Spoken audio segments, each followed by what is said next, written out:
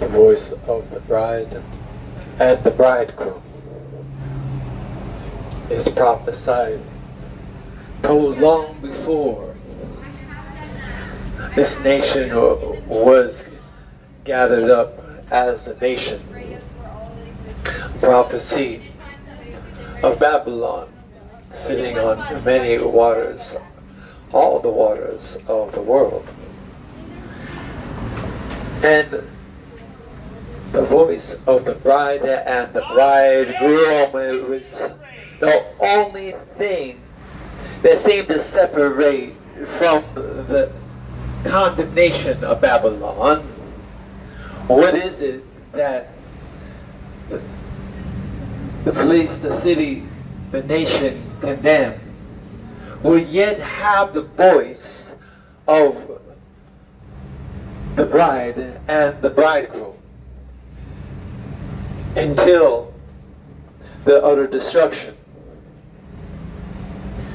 This generation, the voice of the bride and the bridegroom is yet heard.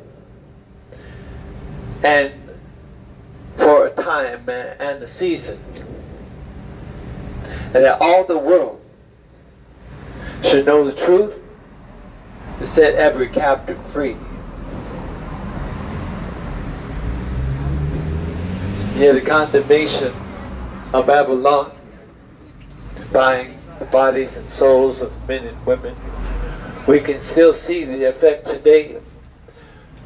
The young lady testified how she regretted very much how her parents had given her treatments, and she had gotten surgically altered with her lack of identity and lost a physical portion of her identity, and was testifying against the transgendering of children, that they could at least come of age and be fully grown and of a complete and mature mind to make such a decision for themselves.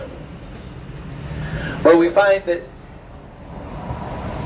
young and old all make decisions, but this decision given for all of mankind from the beginning to choose between life and death, good and evil.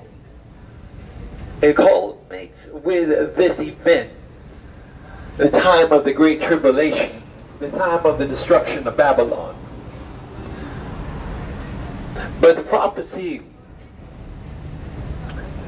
of the Great Tribulation also involves a time of fatness before the tribulation. That the people would become fat with the truth, to know the truth, that there shall come of every nation, every tongue, all peoples, people who know their Elohim and do what's acceptable. But this generation, the groom says, "Behold my bride," and the bride, she says, "Come." And he who hears says, "Come." This is the word of Jehovah for this generation.